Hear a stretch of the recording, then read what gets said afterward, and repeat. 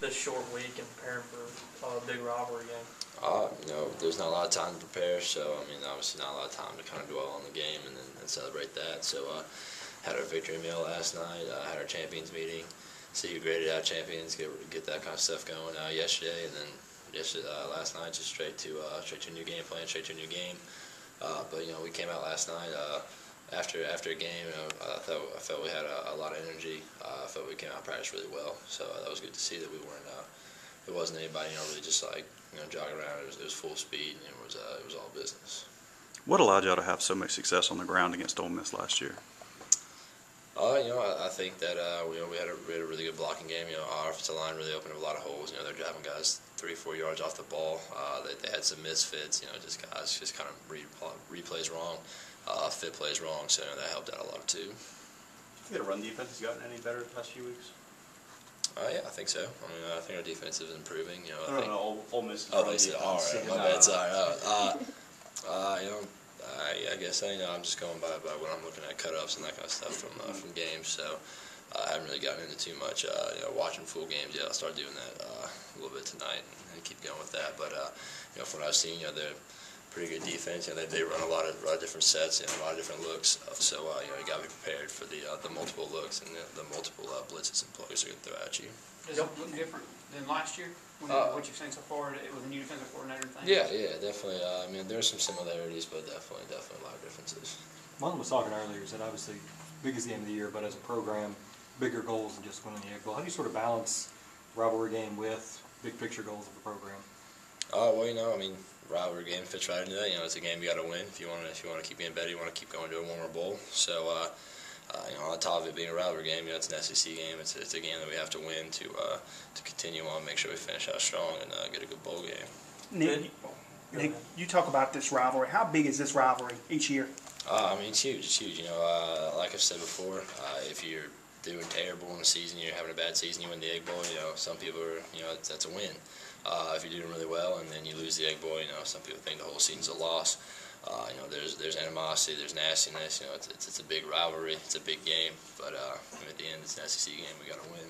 Being a Georgia guy, when did you first kind of get a glimpse of just how important this rivalry was? Well, my official visit was the Egg Bowl, which Bo Wallace fumbled in the end zone. We came back and won it, so that was my really first taste of it, and that was a good one to come to. And then since then, I've been around people who've been around the program a long time. They've talked about it. I've been in a few of the games, so you just kind of saw that. But it started out with my official visit. How do you prepare those young guys for the intensity of a rivalry game like this? Once you step on campus here, it's not really hard to tell. That it's a big rivalry. It's a nasty game. We don't even like to use the name of their school, so you kind of tell from the jump that we don't like each other. But I don't think it's very hard for them to understand it's a rivalry game. It's a big game. It's a lot of nastiness, that kind of stuff. So it's very easy to see. This rivalry has always been very unique, but over the past few months or so, it's been a little bit crazy. We got players getting sued from a rival school. You got a lot of interesting Twitter personalities and all that type of jazz.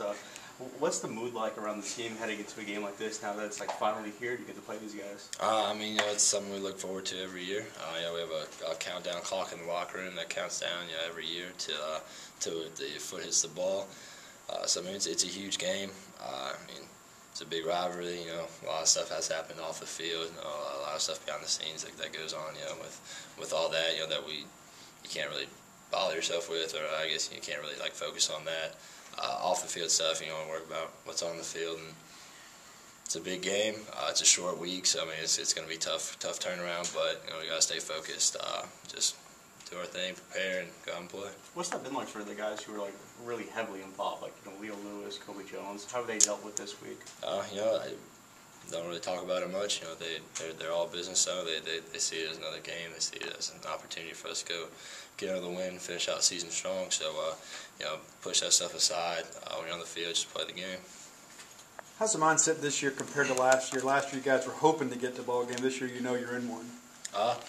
It's huge. Last year we're fighting to get that fifth win. Just trying our best to be able to make it to a bowl if we can. But really, it was just kind of a big pride game last year. Just kind of finish out the season strong.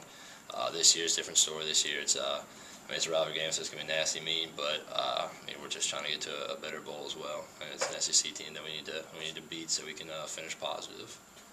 When the play is actually going on, the games we played, do you ever think that's a rival of theirs, or is it just another team that you're playing? I mean, When you walk the line of scrimmage and, yeah, I mean, once you're playing, once you're on the field, it's another game. The atmosphere is going to be crazy. It's going to be wild. It's going to be loud. It's a home game, so it's always great to have a crazy fan base. It's going to be rocking.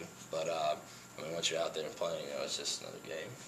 Even going back to the years when you were redshirting or not playing, there wasn't as much of a balance between running back and quarterback rushing yards as there is now. Do you and Eris have a more balanced rushing relationship, I guess, than teams previously?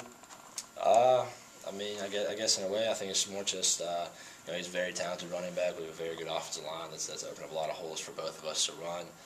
When he gets the ball, he's running full downhill. He's not going to get knocked back. He's always going to fall forward. And, like I said, our offensive line's been doing so well. Blocking has been putting a lot of stress on defenders. Have to kind of get out of their comfortability, kind of get out of their read or their job on a play to try to stop him. And that's when, I'm getting pulls and able to go get yards. So, I mean, really, it's all just kind of all credit given to the offensive line and to Eris running hard, being able to open it up for both of us. It seemed like early in the year on the read option stuff, a lot of teams were focusing on you and keeping you bottled up, and now it seems like you're getting more opportunities in the read option game. Do you feel like that's been the case? I mean, yeah, they have to respect both of us, and that's hard to do. You can't always do that. So whichever one they pick, the other one's going to hurt you.